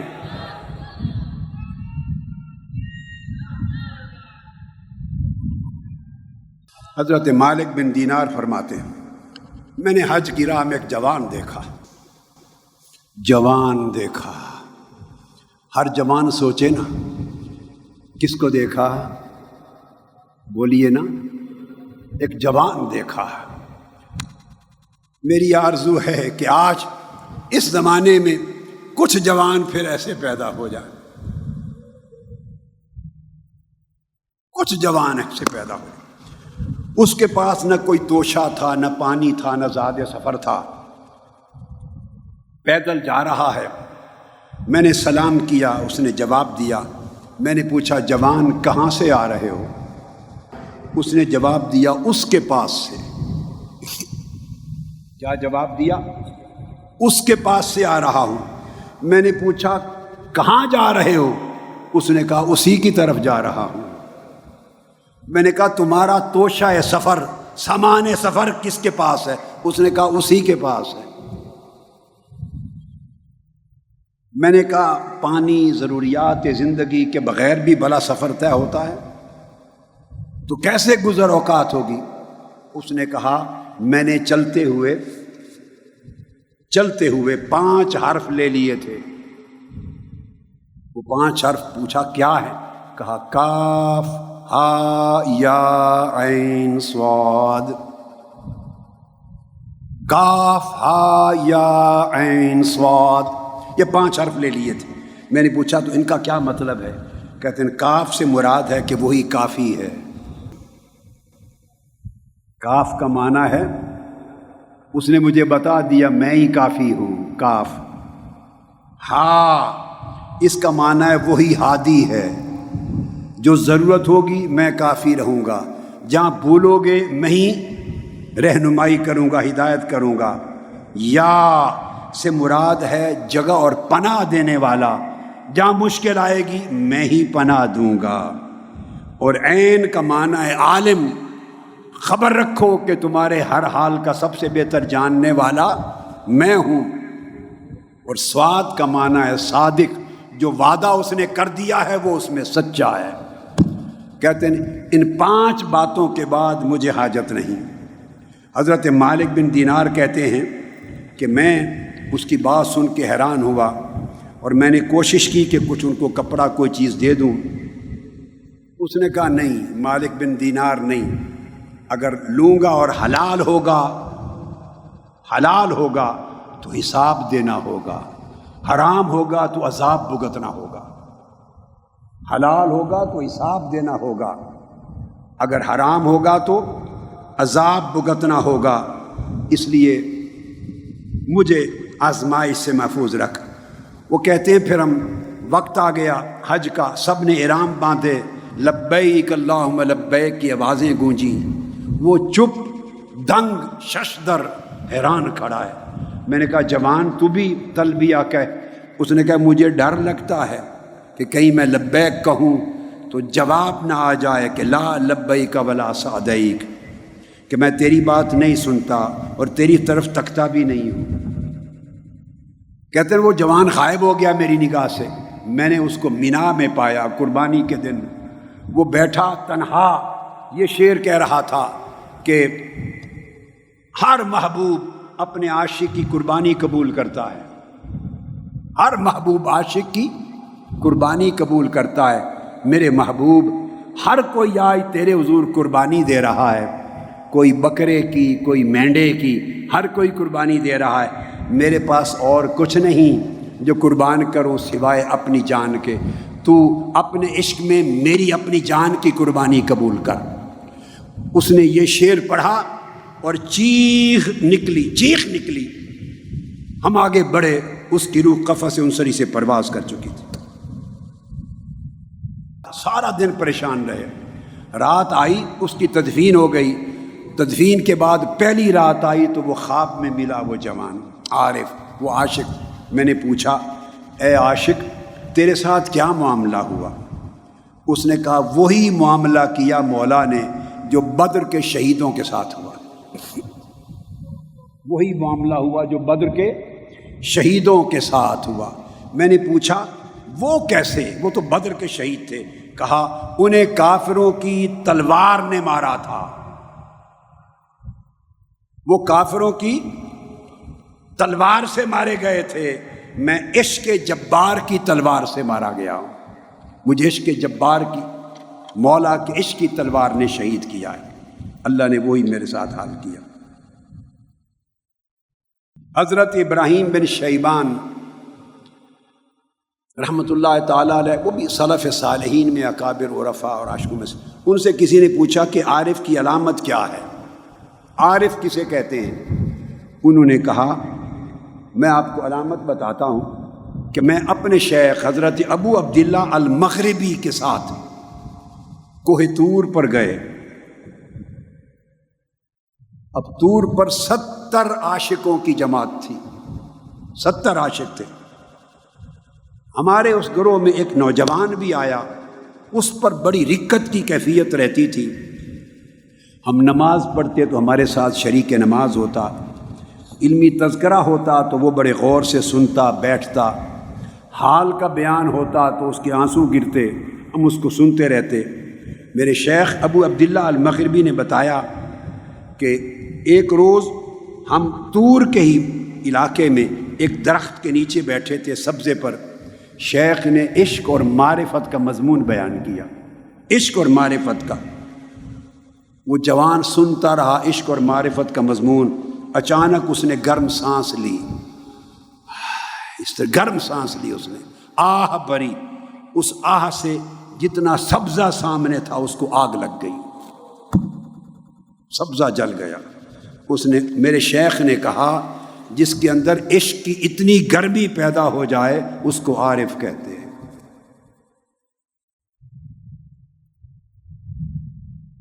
حضرت فتح الموصلی وہ بیان کرتے ہیں کہ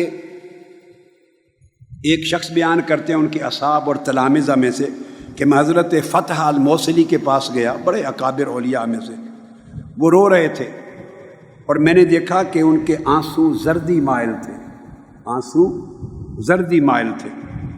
میں نے کہا کہ اللہ کی عزت کی قسم آپ کو مجھے بتائیں، لگتا ہے آنسوؤں میں خون بھی آیا ہے، کیا ماجرا ہے؟ آپ نے فرمایا ہاں میں رویا بھی ہوں اور خون بھی برسا ہے آنکھوں سے۔ پوچھا روئے کیوں ہو؟ آپ روئے کیوں؟ فرمایا اللہ سے دور رہنے سے، اس کے ہجر اور فراق کہ مولا یہ ہجر کی گھڑیاں کب ختم ہوگی، تیری ملاقات کا لمحہ کب آئے گا، وہ وقت کب آئے گا جب تیرا جلوہ تکنے کے لیے بیٹھیں گے، کب بلائے گا اپنے پاس، اس ہجر کی وجہ سے رویا۔ پوچھا کہ پھر خون کیوں برسا؟ کہتے خون اس لیے برسا، رونے کے بعد خیال آیا کہ شاید میرا رونا محبوب نے قبول ہی نہ کیا ہو، اس کے فراق کا خیال کر کے رویا، جدائی کا خیال کر کے رویا، اور یہ خیال کر کے کہ شاید رونا قبول ہی نہ ہو، اس پر خون برسا۔ وہ کہتے ہیں کہ جب ان کی وصال ہو گیا، وصال کے بعد وہ خواب میں ملے، اور خواب میں میں نے پوچھا کہ سنائیں کیا معاملہ ہوا؟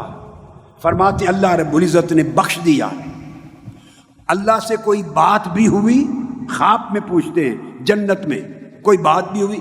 فرماتے ہاں، رب کائنات نے فرمایا میرے رونے کا اور خون کے آنسو بہانے کا پوچھا کہ فتح الموصلی اتنا روتے کیوں تھے اور خون کے آنسو کیوں بہاتے تھے؟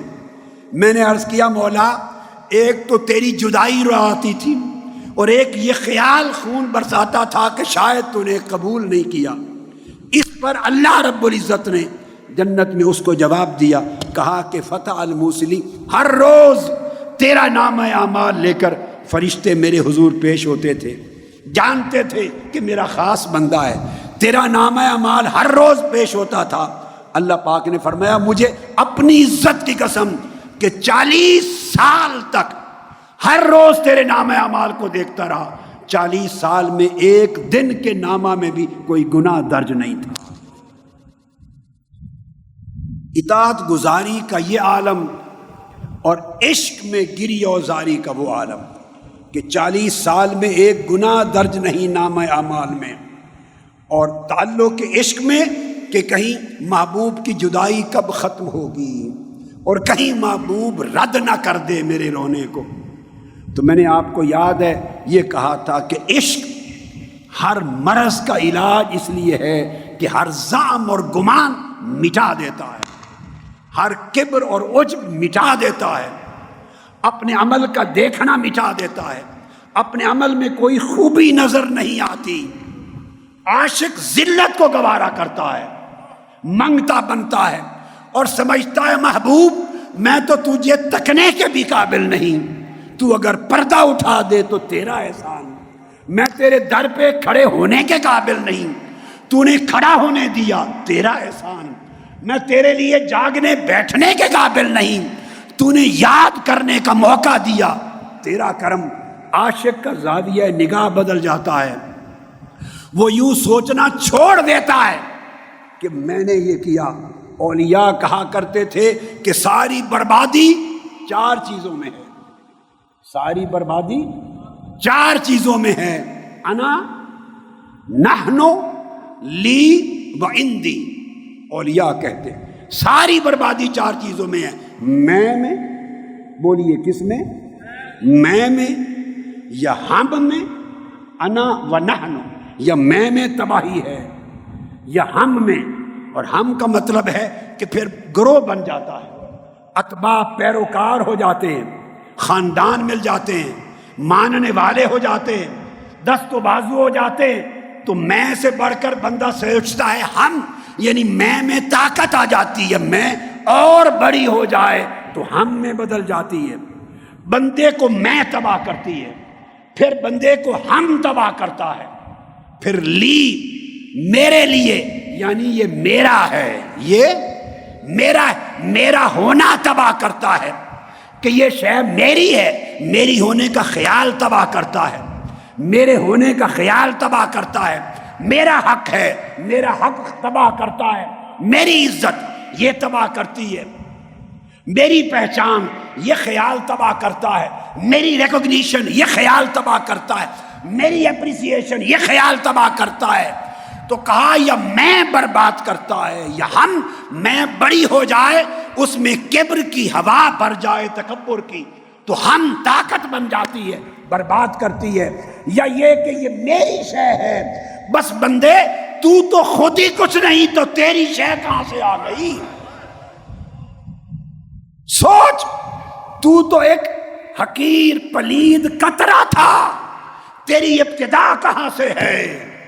اگر اپنی ابتدا پہ نظر رکھ لیتا تو لی کا خیال نہ آتا، پھر اپنی انتہا کو دیکھ، مر کے جب قبر میں جائے گا تو کیڑے جسم کو کھا جائیں گے، رینگتے پھریں گے تیرے جسم پر، اور پھر کوئی کھولے گا قبر سے بو آئے گی۔ ابتدا کو دیکھ تاکہ انا ختم ہو جائے، انتہا کو دیکھ تاکہ نحنو اور لی ختم ہو جائے، اور فرمایا چوتھی چیز اندی، کسی کو دیا تو کہا یہ میری طرف سے ہے، تیری طرف ہی کیا ہے؟ عشق ساری طرفیں جلا دیتا ہے، تمہاری طرف سے کیا ہے؟ بندے تمہارا اپنا ہے کیا؟ سوچ، اس لمحے وہ ذات تمہیں مفلوج کر دے تو تم کھڑے ہونے کے قابل نہ رہو، اس لمحے ذات تمہیں گونگا کر دے کلام کرنے کے قابل نہ رہو، اس لمحے وہ ذات اپنی دی ہوئی بینائی چھین لے اندھا کہلاؤ، اس لمحے وہ اپنی سماعت چھین لے لوگ تمہیں بہرا ڈورا کہیں، وہ ذات تمہارے جسم سے جان چھین لے لوگ تمہیں مفلوج کہیں، تمہیں بخار آ جائے بستر پہ پڑ جاؤ تمہاری صحت کہاں گئی، وہ تمہارا مال چھین لے لٹ جاؤ خسارہ ہو جائے، سارا کچھ چھن جائے، اندی کہاں گیا کہ میری طرف سے اتنا لے لو۔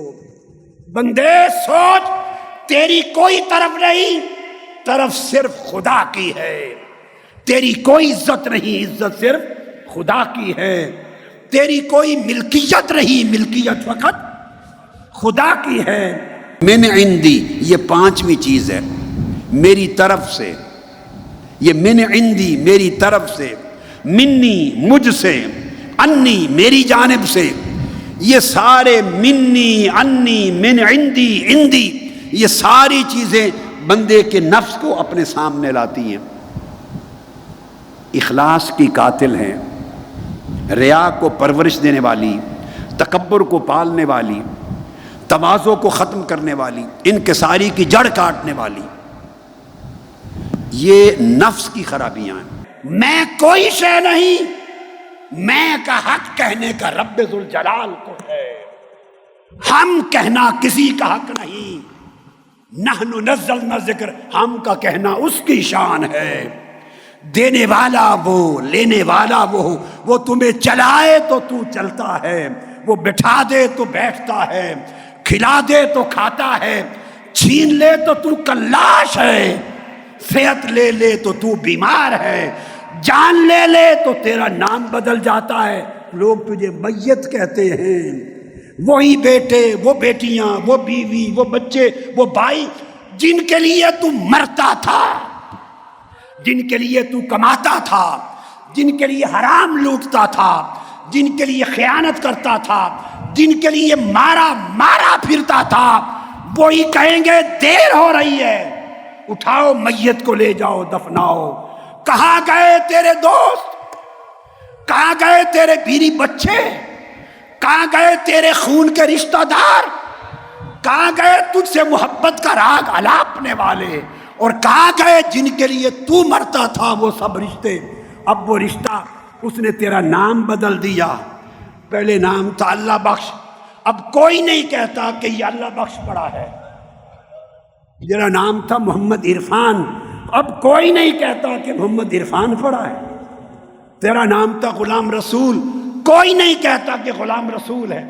جو بولتا ہے بیٹا بھی بولتا، کہتا ہے میت اٹھاؤ۔ ارے تیرا تو نام بھی اپنا نہ رہا، تیری پہچان نہ رہی، اب تو تیرے گھر والے بھی تجھے میت کہتے ہیں، اور وہ تجھے لپٹ لپٹ کر رہنے والے جن کے لیے تو مرتا غیرت دین بیچتا رہا، وہ کہتے ہیں لے جاؤ میت کو، پھر کندھوں پر اٹھاتے ہیں، پھر جنازہ پڑھ کے کرتے کیا ہے؟ جن کے لیے تو نے زندگی گوا دی اور محبوب کو بھلا دیا، وہ تو ایک گڑھا کھود کر، اس گڑھے کا نام ہے قبر، کھود کر تمہیں اس میں لٹا کر اوپر مٹی ڈال کے آ جائیں گے۔ اے بندے یہ تیرا انجام ہے، یہ ہے تیرا انجام۔ اے بندے اپنی ابتدا کو دیکھ، اپنی انتہا کو دیکھ، اپنے انجام کو دیکھ، اپنی حیثیت کو دیکھ۔ اگر یہ بات سمجھ میں آ جائے تو پھر میں ختم ہو جائے، میں ختم ہو جائے۔ اس میں کو مٹا دو، اور مٹانا ہی ہے تو محبوب کے عشق میں مٹاؤ، اس کے عشق میں جلاؤ، تاکہ یہ فانی میں ایسی مٹے، ایسی جلے کہ فنا بقا سے بدل جائے، فنا بقا سے بدل جائے، اور تمہیں رہتی دنیا تک لوگ یاد رکھیں۔ باری تعالیٰ، لو ہاتھ اٹھا لو،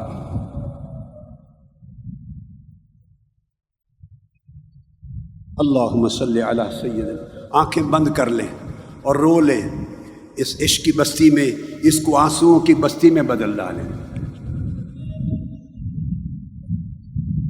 اللہم صلی علی سیدنا محمد۔ میرے مولا تو بڑا ہے، تو کبریائی والا ہے، تو عظمتوں والا ہے۔ تو دیکھ رہا ہے کہ آج کی رات تیرے بندے تیرے حضور فقط منگتے اور سائل بن کے آئے ہیں۔ ہمیں کسی عمل پہ بھروسہ نہیں مولا، ہمارا کوئی عمل اس قابل نہیں کہ تیرے حضور پیش کرے، کوئی عمل ایسا نہیں کہ اسے عمل کا نام ہی دے سکیں۔ میرے مولا ہمارا ہر عمل ذلت و رسوائی ہے، ہمارا ہر عمل ذلت و رسوائی ہے، ہمارا ہر عمل جرم و خطا ہے، ہمارا ہر عمل گناہ ہے، معصیت ہے، بے ادبی ہے، تیری شان کے مطابق، تیری شان کے سامنے ہمارا ہر عمل بے ادبی، ہمارے جبینوں کے سجدے بھی تیری عظمت کے آگے بے ادبی ہیں۔ میرے مولا ہم تیری بارگاہ میں تیرے بھکاری بن کر تجھ سے فقط تیری رحمت کا صدقہ، تیری رحمت کا سوال کرتے ہیں۔ تیرے حضور تیری بخشش و مغفرت کا سوال کرتے ہیں۔ جو لوگ آج کی رات جمع ہیں میرے مولا، ان میں سے ایک شخص بھی ایسا واپس نہ بھیج جسے تو نے سارے گناہ بخش نہ دیے ہوں۔ میرے اللہ اپنا کرم کر، بے بہا کرم کر، بے کنارہ کرم کر۔ تیرا بحر کرم بے کنارہ ہے، تیری جود و سخا، تیری بخشش و عطا، اس کا کوئی کنارہ نہیں، کوئی حد نہیں۔ مولا ان میں سے کوئی بھی گناہوں میں لت پت واپس نہ بھیج، سب کے گناہوں کے بوجھ اتار دے مولا، سب کے گناہوں کے بوجھ اتار دے۔ اپنی بخشش کی بارش فرما، اپنی رحمت کی بارش فرما، سب کے نام اعمال کو دھو دے، اور جیسے ماں کے پیٹ سے تو پیدا کرتا ہے سب کو اس طرح رخصت کر، اس طرح رخصت کر۔ یہ جو 10 دن سے میرے مولا تیرے بھکاری تیرے عاشق بننے کے لیے بیٹھے ہیں، انہیں اپنے عشق کی چنگاری جلا دے، ان کے دلوں میں اپنے عشق کی چنگاری جلا دے، اپنے عشق کی چنگاری جلا دے میرے مولا، انہیں اپنے عشق کی چنگاری دے دے، ہر ایک کو اس کی بساط کے مطابق اپنا توکل دے، اپنی رضا دے، اپنی بخشش دے، اپنی رحمت عطا کر، اپنی قربت عطا کر، اپنی معرفت عطا فرما، اپنی محبت عطا فرما، اپنی طاعت کی توفیق دے، عبادت کی توفیق دے، گناہوں سے زندگی کو پاک کر دے، ہماری زندگیوں لغزشوں سے پاک کر دے، نافرمانیوں سے پاک کر دے، معصیتوں سے پاک کر دے۔ اس پوری اعتکاف گاہ پہ اپنے کرم کی بارش کر۔ آج کی رات شرق سے غرب تک آقا علیہ السلام کا جو امتی تجھ سے جو کچھ مانگ رہا ہے مولا اس کو دے دے، کرم کر دے۔ تیرے خزانے میں تو ساری کائنات کو بھی نواز دے، ایک رتی برابر کمی نہیں ہوگی، مگر جس کو تو رتی اپنے کرم کی دے دے گا مولا اس کی زندگی سنور جائے گی۔ عنایت کر دے، آقا کی پوری امت پہ کر دے۔ وہ لوگ جو آج کی رات تیرے گھر کا طواف کر رہے ہیں اور تجھے لبیک لبیک کہہ کے پکار رہے ہیں اور سیر کعبہ میں سجدہ ریز ہیں، اور جو لوگ آج کی رات گنبد خضرا کے سائے میں کھڑے ہیں، حضور کی جالیاں تک رہے ہیں، حضور پر صلاۃ و سلام پڑھ رہے ہیں، تجھے ان سیر کعبہ کے سجدہ ریزوں کا واسطہ، سیر کعبہ کے طواف کرنے والوں کا واسطہ اور گنبد خضرا کے دیدار کرنے والوں کا واسطہ پوری امت پہ کرم کر دے۔ میرے ایک ایک بیٹے بیٹی بھائی بہن جوان یہ بچے آئے ہیں، بچیاں آئی ہیں، اور والدین چھوٹے چھوٹے بچے لے کے آئے ہیں، مولا انگلی پکڑ کے لے آئے ہیں۔ تیری رحمت ان کا سہارا بن جائے، تو انہیں ہدایت دے دے، ان سب کی زندگیاں سنوار دے، زندگیاں سنوار دے، انہیں تقویٰ دے دے، پرہیزگاری دے دے، تقویٰ پرہیزگاری دے دے، طاعت و عبادت دے دے، حضور کا عشق و محبت دے دے، اتباع دے دے، اطاعت دے دے، آقا علیہ السلام کی وابستگی دے دے، پوری زندگی حضور کی سنت و سیرت پہ گزارنے کی توفیق دے دے، آقا سے کے دامن سے لپٹ جائیں، ہمیں توفیق دے کہ تیرے دین کو زندہ کر سکیں، ہمارے قلب و روح زندہ ہوں تیرے عشق اور محبت سے، پھر ہماری کاوشوں سے اور تیری مدد سے دین زندہ ہو۔ اس تحریک منہاج القرآن کی مدد کر، ان خدام کی مدد کر جو تیرا اور تیرے محبوب کا نام اس اجڑے دیار میں لیتے ہیں، میرے مولا جو تیرے بننے کا دعویٰ کرتے ہیں، تیرا نام الاپتے ہیں، تیرا ترانہ الاپتے ہیں، گھر گھر جاتے ہیں، تیری بات سناتے ہیں، تیرے محبوب کا پیغام سناتے ہیں، مولا تو ان کی مدد کر، انہیں طاقت دے، انہیں ہمت دے، انہیں توفیق دے، ان کے کام کو قبول فرما، قبول فرما۔ وہ بیٹیاں، وہ مائیں، وہ بہنیں، وہ منہاج القرآن ویمن لیگ، وہ بیٹیاں بچیاں میرے مولا گھروں کو چھوڑ کر اس دیار میں، اس ماحول میں، یہ بیٹیاں لوگوں کے تانے سنتی مگر تیری بات کرتی ہے مولا، تو کرم کر دے، ان کی عنایت کر دے، ان کی دنیا اور آخرت سنوار دے، ان کے اچھے اسباب کر، تو ان کا محافظ بن، نگہبان بن، انہیں خیرات دے۔ یہ جوان بیٹے، یہ MSM، یہ یوتھ لیگ، یہ منہاج القرآن، یہ عوامی تحریک، یہ علماء کونسل، یہ یونیورسٹی، یہ طلباء، یہ جامعہ گرلز کالج کے بچے، یہ رفقا، پوری دنیا کی تنظیمات، منہاج القرآن کی کارکنان جو اپنی کمائی تیرے کام پر لٹاتے ہیں، قربانی دیتے ہیں، میرے مولا تو ان کا ہو جا، ان کا ہو جا، ان کی خدمت قبول کر لے، ان کی قربانی قبول کر لے، ان کی اولادوں میں حیا پیدا کر، ان کی اولادوں میں نسلوں میں دین رکھ، ہم سب کی اولادوں میں دین دے، ایمان دے، نسلوں میں ایمان کا نور رہے اور تیرے فضل کا سایہ رہے میرے اللہ، تیرے فضل کا، تیری مدد و نصرت کا سایہ رہے۔ ہمیں کبھی تنہا نہ چھوڑ، مظلوموں کی مدد کر، ماڈل ٹاؤن کے شہیدوں کی مدد کر، ظالم دندراتے پھرتے ہیں مولا، کب گرفت ہوگی مولا کرم کر، مظلوموں کی مدد کر، کمزوروں کی مدد کر، تیری مدد کا انتظار ہے اللہ، تیری مدد کا انتظار ہے۔ اے مظلوموں کے رب، اے زخمیوں کے رب، اے محروموں کے رب، اے کمزوروں کے رب، اے رونے والوں کے رب، پکارنے والوں کے رب، ان کی پکار سن لے۔ پورے پاکستان پہ کرم کر، پاکستان کے ہر شہری پہ کرم کر، پورے عالم اسلام پہ کرم کر، امت مسلمہ کے ہر فرد پر کرم کر، ہر طرف اسلام کی شادابی کر، آبادی کر، اور تیرا کرم و اسلام کا عروج دے، امت مسلمہ کو عزت دے، دین اور اسلام کے جو عالمی دشمن ہیں اور ملک کے اندر جو انسانیت کے غریبوں کے دشمن ہیں، مولا ان کی خبر لے، ان کا مواخذہ کر، اسلام کی حفاظت فرما، ہمیں توفیق دے۔ ہم تیری توفیق سے، تیری توفیق کی خیرات مانگتے ہیں، اور یہ ساری کاوشیں قبول فرما، یہ چمن ہرا بھرا رہے، یہ ہمیشہ سدا سلامت رہے، ہمیشہ اس چمن پہ بہار رہے مولا۔ یہ حضور کا گلشن ہے، آقا علیہ السلام کا گلشن ہے، اس پہ ہمیشہ بہار رہے، سدا بہار رہے، سدا سلامت رہے، اس پر کبھی پتجھڑ کا موسم نہ آئے، کبھی خزاں نہ آئے، اور تیرا کرم ہمیشہ بارش بن کے برستا رہے۔ بیماروں کو شفا کاملہ عطا فرما، ہر بیمار جو یہاں آیا ہے یا کوئی بیمار جو اس کے ہاں گھر میں اعزا میں ہے، سب کو شفا کی خیرات دے دے، آج رات شفا کاملہ کی خیرات دے دے، صحت کی خیرات دے دے، جو مقروض ہے اس کے قرض ادا کرنے کا سامان کر دے، جو پریشان حال ہے مولا آج کی رات اس کی پریشانی کو دور فرما دے، جس کے رزق میں تنگی ہے اسے کشادگی اور وسعت عطا فرما۔ تیرے خزانے جیسا ملوک اور بادشاہوں کا خزانہ نہیں مولا، تیرے خزانے میں کوئی کمی نہیں، کرم کر دے مولا، کرم کر دے، اپنے خزانے سے جھولیاں بھر دے، ان فقیروں کی منگتوں کی، یہ تیرے منگتے ہیں، تیرے محبوب کے منگتے ہیں مولا، ان پر کرم کر، ان کی جبینوں میں اپنی محبت کا نور دے، سجدوں کا نور دے، ان کی زندگیوں میں تقویٰ کا نور دے، ان کے دلوں میں اپنے عشق اور محبت کا نور دے، تقویٰ کا نور دے، ان ہماری نسلوں میں دین اور ایمان کو چلا، ان بچوں کی خیر، ان بچیوں کی خیر، ان جوان بیٹوں کی خیر، ان کے بلال حبشی کے عشق دے، سلمان فارسی کے عشق دے، ان بیٹیوں کو سیدہ زینب کا عشق دے اور سیدہ سکینہ کا تقویٰ دے، فاطمۃ الزہرا کی باندیاں بنا، سیدنا صدیق اکبر، سیدنا فاروق اعظم، سیدنا عثمان غنی، سیدنا علی شیر خدا، سیدنا امام حسین، امام حسن، ائمہ تھارے اہل بیت، جمیع صحابہ کرام،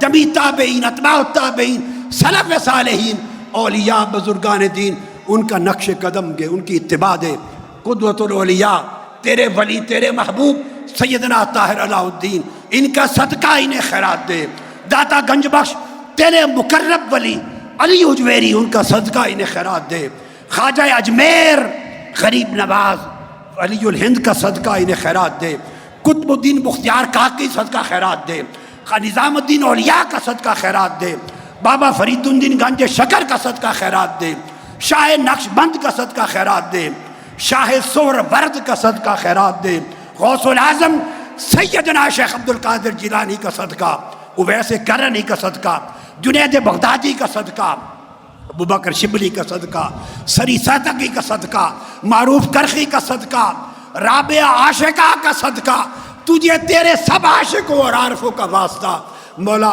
اس عشق اور معرفت کی چنگاریاں ان کو بھی خیرات کر دے، جو تقویٰ تو نے انہیں دیا، جو اپنی معرفت دی، اپنی محبت دی، قربت دی، اس کا حصہ مولا اس تحریک کو، اس مشن کو، اس حاضرین کو، اعتکاف کی بستی کو، اور جتنے وابستہ اور یہاں آنے والے ہیں سب کو بقدر کرم عطا فرما دے میرے مولا، کسی کو خالی نہ رکھ، جو ہم سب کے لیے خیر ہے مولا مقدر فرما، جو ہمارے لیے شر ہے اس سے سب کو محفوظ و مامون فرما، یہ خیر سلامتی سے ہر سال آئیں، سلامتی سے جائیں، پھر پلٹ کے آئیں، بڑھتے جائیں، تیرا پیغام عشق اور دعوت کونے کونے میں لے کے جائیں، اور لے جانے والوں کی تو حفاظت کر، قبولیت دے، اپنا کرم کر، اللہ اللہ اللہ اللہ اللہ اللہ اللہ اللہ اللہم صلی وسلم وبارک علی سیدنا محمد وعلی آلہ وصحبہ اجمعین۔ لا الہ الا اللہ محمد رسول اللہ صلی اللہ علیہ وسلم۔